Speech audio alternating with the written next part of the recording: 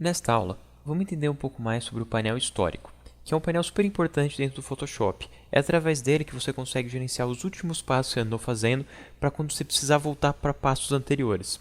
Então, a primeira coisa que eu quero mostrar é o painel em si. Aqui na direita, que eu tenho esses três ícones, ele é o painel histórico. Se eu clicar nele, ele já abre aqui a lista de passos que eu andei fazendo nessa imagem. Se você não estiver vendo aqui esse ícone que é feito de três caixinhas, você pode vir aqui em Window e encontrar aqui histórico, ele automaticamente vai abrir o histórico. E daí o histórico é montado da seguinte maneira. Primeiro ele mostra o snapshot original, que é uma fotinho de como era a tua imagem assim que você abriu.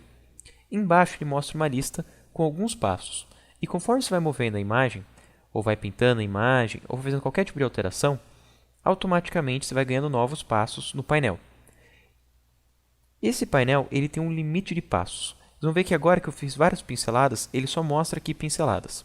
Se eu pegar aqui uma outra ferramenta e começar a fazer vários cliques, vocês vão ver como esses cliques vão substituindo os passos da ferramenta anterior. Até que eu só tenho agora dessa ferramenta, só da ferramenta Burn. Então ele tem um limite aqui de passos que ele pode aparecer. E se você quiser voltar antes desse limite, é aqui com o Snapshot. Mas imagine assim, você já fez esses passos e você gostou da etapa que está por enquanto. E daí você quer um Snapshot novo, não esse original. Você quer um novo Snapshot com esses passos. Para isso, você vem nessa câmerazinha, dá um clique e agora ele tem um novo Snapshot. Aí, por mais que você vá fazendo alterações, eu vou mudar agora para a ferramenta Dodge. E vou aumentar a exposição e deixar aqui bem grande o pincel, que daí vocês vão ver na tela como vai fazendo bastante alteração. E daí eu vou clicando aqui na tela para ir clareando.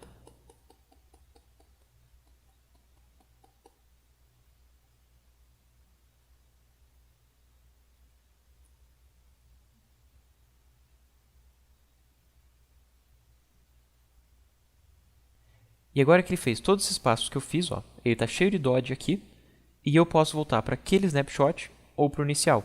Então eu tenho agora essas duas versões. Se eu quiser mais um snapshot, eu clico aqui e ele vai ter mais um. Esses passos todos aqui, eles estão salvos na verdade na tua memória RAM. Ele não está salvo como um novo documento e nem ele vai ficar salvo com o seu documento. Ele é só durante esse processo de trabalho. Daí se você quiser, por segurança, separar como um novo documento cada um dos passos, você pode usar essa caixinha aqui. Você clicou nesse botão, ele automaticamente traz aqui um novo documento. Então, eu vou trazer aqui para cada um dos snapshots e a versão original. Então, tem aqui o original, aqui o snapshot 2 e aqui o snapshot 1. Vou até mudar a ordem dos dois, para ficar na ordem que eu fui fazendo. Então, você pode vir aqui, pode salvar snapshots, pode separar como documentos novos e você pode visualizar aqui seus passos para voltar entre eles. Mas você não precisa necessariamente estar com esse painel aberto para voltar entre os passos. Se você quiser voltar entre um passo, você pode usar a qualquer momento Ctrl Z. E você vai ver que ele faz aqui um ping-pong. Ele vai de um passo para o outro e ele só vai e volta entre os dois últimos passos. Eu vou até criar um passo aqui com uma outra ferramenta.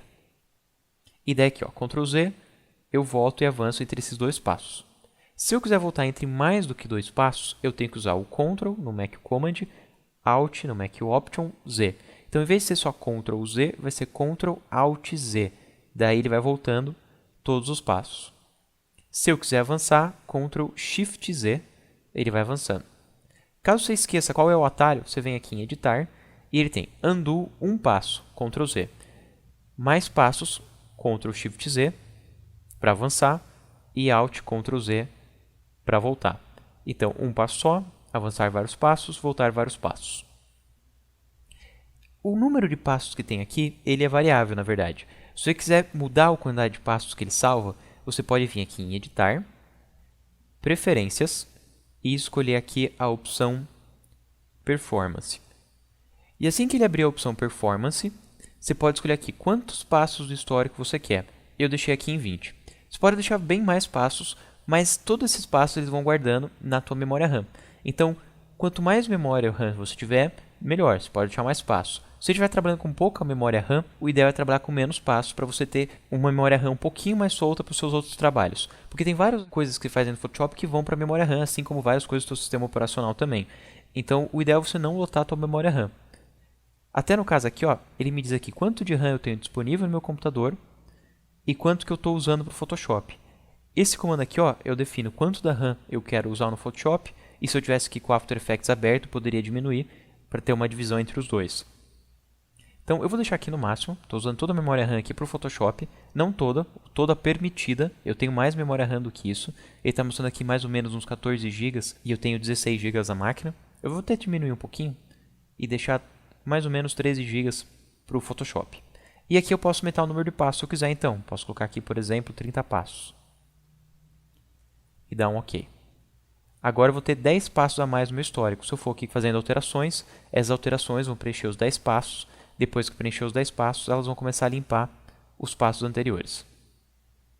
Uma última opção que você tem aqui na ferramenta Histórico é a opção de você pintar um histórico anterior na sua tela. Então, por exemplo, eu fiz todo aqui um trabalho artístico e eu resolvi que em algumas partes eu quero devolver como a imagem era originalmente. Mas eu não quero devolver essa imagem original para todo o meu documento, mas só para as áreas na qual eu colori. Então eu posso vir aqui e eu selecionar qual passo que eu quero colorir de volta. É só selecionar. No caso, eu vou colorir o passo original. E daí eu pego a ferramenta Historic Brush Tool. Aqui é a ferramenta Story Brush Tool, que tem esse mesmo símbolo, é a mesma ferramenta. Aqui você indica onde você vai pintar e daí você pode vir aqui na tela e colorir. Daí você pode também aqui definir o tamanho do teu pincel, usando os mesmos atalhos de um pincel normal. É abre e fecha chaves. Mais pra frente a gente vai trabalhar aqui com pincéis, mas ele funciona igual. Eu aumento aqui as chaves e eu posso vir colorindo na tela. E eu estou limpando a minha imagem usando um passo no histórico. Se eu voltar aqui, eu posso definir um outro passo. Se eu pegasse aqui um passo com mais efeitos, ele não vai fazer tanta diferença. E eu posso até brincar entre os dois. Posso vir nesse passo e pintar aqui de volta a imagem original, mas depois vir para o outro passo e pintar de volta aquele passo que estava guardado no snapshot. Então você tem bastante controle. Tem alguns tratamentos de cor e alguns efeitos que eles trabalham de modo destrutivo. Eles alteram de fato os pixels. Tudo que eu fui fazendo até agora, eles foram afetando meus pixels e eu não tenho imagem original. Aí caso eu precise em alguma parte corrigir algum probleminha que eu não pude fazer usando passo não destrutivo, que eu tive que usar um desses passos que alteram os pixels, daí eu tenho que vir aqui e definir um passo antes desse problema, venho com a ferramentinha e pinto na área que tinha esse problema.